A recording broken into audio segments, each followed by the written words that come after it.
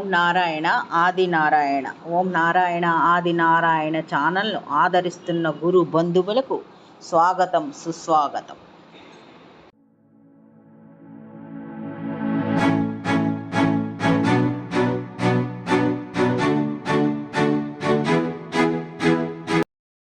ఓం నారాయణ ఆది నారాయణ. ఓం శ్రీ భగవాన్ వెంకయ్య స్వామి. నేను ఆశ్రిత జనరక్షకుడు, ధీన జన బాంధవుడు శ్రీ భగవాన్ వెంకయ్య స్వామి వారి పాద పద్మములకు నా ప్రణామం. సమస్త సగుణ రూప నిర్గుణ రూప గురుదేవుల పాద పద్మములకు నా నమస్సుమాంజలి. అవధూత శ్రీ భగవాన్ వెంకయ్య స్వామి వారి అనుగ్రహంతో, సమస్త గురుదేవుల ఆశీస్సులతో, శ్రీ మొగలిచర్ల దత్తాత్రేయ స్వామి వారి లీలా వైభవం. ఓం శ్రీ గణేశాయ, ఓం శ్రీ సరస్వ, ఓం శ్రీ గురుభ్యో, ఓం నారాయణ ఆది నారాయణ. అది 1976 శ్రీ మొగల్చర్ల దత్తాత్రేయ స్వామి వారు కపాల మోక్షం ద్వారా సిద్ధి పొందాలని నిర్ణయం తీసుకున్న ముందు రోజులవి. కపాల మోక్షము ద్వారా సిద్ధి పొందాలని నిర్ణయం తీసుకున్న తర్వాత స్వామివారు తమ సాధనను చాలా తీవ్రతరం చేశారు. కఠోర తపస్సులో ఉండేవారు. ఆహారం తీసుకోవడం కూడా దాదాపుగా మానివేశారు. తర్వాత వారిని తరచూ కలవవద్దని పౌని శ్రీధర్రావు గారు, నిర్మలా ప్రభావతి అమ్మగారులకు కూడా చెప్పారు. ఎప్పుడైనా ఏదైనా అవసరం ఉంటే నేనే కబురు చేస్తానని వాళ్ళకి చెప్పారనమాట. దాంతో ప్రభావతి అమ్మగారు గాని, శ్రీధర్రావు గారు కూడా కలవడం తగ్గించేశారు. రోజు ఆహారం మాత్రం నాగేంద్ర ప్రసాద్ గారు తీసుకెళ్ళి ఇస్తూ ఉండేవారు. వారు అమ్మగారు ఇచ్చిన ఆహారం తీసుకెళ్ళి ఆశ్రమం వంటగది వద్ద ఉంచి వీరు పొలానికి వెళ్తూ ఉండేవారు. తిరిగి వచ్చే సమయంకి ఆ క్యారియర్‌ని తీసుకొచ్చి ఒక తీస్ తి తి తీసుకొని వెనక్కి తెచ్చేసుకుండేవారనమాట. ఒక్కొక్క రోజు ఆహారం స్వామివారు తీసుకుంటూ ఉండేవారు. ఒక్కొక్క రోజు ఆహారం తీసుకుండేవారు కాదు. తీసుకున్న రోజు ఆహారం కొద్దిగా తీసుకొని శుభ్రంగా బాక్స్ కడిగి పెడితే, ఆ బాక్స్ తీసుకొని ఈయన ప్రసాద్ గారు ఇంటికి వెళ్ళిపోతూ ఉండేవారనమాట. అంటే స్వామివారు ఆహారం తీసుకున్నారు అన్నదానికి గుర్తేమిటంటే, అందులో కొద్దిగా తీసుకొని మిగిలినది ఆ బాక్స్ కడిగేసి పెట్టేవారనమాట. అదే గుర్తు. స్వామివారు ఆ రోజు ఆహారం తీసుకున్నారని. అలా వారి సాధన జరుగుతూ ఉండేది. అలాంటి రోజుల్లో ఒకసారి విజయవాడ నుంచి మల్లికార్జునరావు గారని ఒక సిద్ధాంతి గారిని, శ్రీ చెక్కా కేశవులు గారు, స్వామివారి అణంగ భక్తుల వీరు.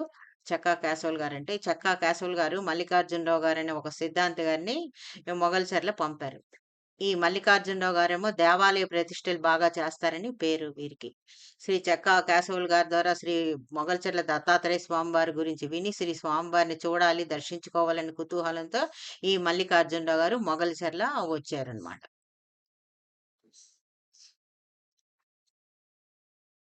ఇప్పుడు స్వామివారు అంటే ఈయన పవని శ్రీధర్రావు గారు చెప్పారు. స్వామివారు తీవ్ర సాధనలో ఉన్నారు. ఎవరిని కలవద్దని చెప్తున్నారు అని వీరితో చెప్పారనమాట. రేపు ఉదయం మా అబ్బాయి ప్రసాద్ పొలానికి వెళ్తూ స్వామివారిని ఆహారానికి తీసుకువెళ్తాడు. ఆశ్రమంలో పెట్టి వెళ్తూ ఉంటాడు. మీరు కూడా ప్రసాద్‌తో కలిసి వెళ్ళండి. మధ్యాహ్నం వరకు అక్కడే ఉండండి. ఒకవేళ స్వామివారు ధ్యానం నుంచి వస్తే మీరు వారిని కలవచ్చు. హ్మ్. లే అది మీ అదృష్టం మీద ఆధారపడి ఉంటుందని అతనికి మల్లికార్జునరావు గారితో చెప్పారనమాట. అప్పుడు ఈయన మల్లికార్జునరావు గారు అన్నారు, "ప్రాప్తం ఉంటే అవుతుంది. లేదంటే లేదు. నాకు ప్రాప్తం ఉంటే స్వామివారి దర్శనం అవుతుంది" అని అన్నారు. అనుకున్నట్టుగానే మరుసటి రోజు వీరు ఎద్దుల బండి సిద్ధం చేయించారు. శ్రీధర్రావు గారు. ఈయన నాగేంద్ర ప్రసాద్ గారుని, మల్లికార్జునరావు గారు ఇద్దరు ఆ బండిలో ఎక్కి బయలుదేరారు. ఆశ్రమం చేరిన తర్వాత ఆశ్రమం చేరేటప్పటికి అక్కడ అత్యంత ఆశ్చర్యకరంగా శ్రీ మొగల్చర్ల దత్తాత్రేయ స్వామివారు ఆశ్రమం బయట వైపే బయట నిలబడి ఉన్నారనమాట. చాలా ప్రశాంతంగా చిరునవ్వుతో నిల్చొని ఉన్నారు. ప్రసాద్ గారికి చాలా ఆశ్చర్యం వేసిందనమాట. బండి కొద్దిగా ముందు ఆపేసి ఈయన ప్రసాద్ గారు, మల్లికార్జునరావు గారు ఇద్దరు శ్రీ స్వామివారి వద్దకు వెళ్లారు. స్వామివారిని చూడగానే మల్లికార్జునరావు గారు సాష్టాంగ నమస్కారం చేశారు. అప్పుడు శ్రీ మొగల్చర్ల దత్తాత్రేయ స్వామివారు లోపలికి రమ్మన్నట్టుగా వీరికి సైగ చేశారు. ఆశ్రమంలోకి వెళ్లారు. వీరు ఆశ్రమంలోకి వెళ్లారనమాట. వీరిద్దరిని లోపలికి రమ్మని సైగ చేశారు కదా! అక్కడ ధ్యానం చేసుకునే గది ముందు శ్రీ స్వామివారు పద్మాసనం వేసుకొని కూర్చొని ఉన్నారు. వారికి ఎదురుగా కూర్చోమని చెప్పారనమాట. కేశవులు గారు మల్లికార్జునరావు గారికి అంటే అప్పుడు నాగేంద్ర ప్రసాద్ గారికి సందేహం వచ్చింది. కేశవులు గారి మల్లికార్జునరావు గారిని తమ వద్దకు పంపుతున్నట్టు స్వామివారికి ముందే తెలుసా అని వీరికి సందేహం కలిగింది నాగేంద్ర ప్రసాద్ గారికి.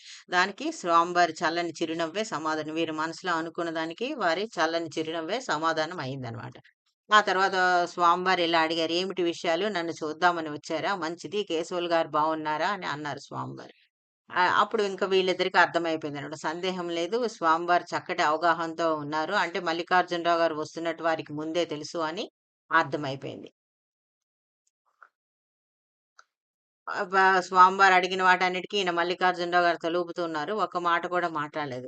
ఇప్పుడు ఈయన స్వామివారు ఎలా అన్నారు, "సుమారు 70 ఏళ్ల వయసు గడిచిపోతుంది మీకు. ఇప్పటికైనా మీ ఇష్టదైవం పాదాలను గట్టిగా పట్టుకోండి" అని చెప్పి స్వామివారి కుడి చేతిని మల్లికార్జునరావు గారి తల మీద పెట్టి ఇలా తల మీద పెట్టి ద ఇలా అన్నారనమాట. "దేవాలయంలో విగ్రహ ప్రతిష్ఠ చేసినంత మాత్రాన దైవాన్ని చులకనగా చూడొద్దు. జాగ్రత్త అహంకారం వద్దు" అని అన్నారు. ఎప్పుడైతే అలా స్వామివారి హస్తం మల్లికార్జునరావు గారి తలని తాకిందో, మరుక్షణం మల్లికార్జునరావు గారు ఒక్కసారిగా ఉలిక్కిపడ్డారు.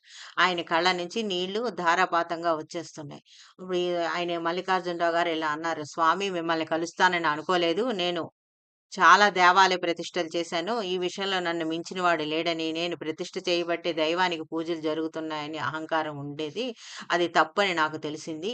ఇక నుంచి బుద్ధిగా దైవాన్ని భక్తితో కొలుస్తాను స్వామి" అని అన్నారనమాట.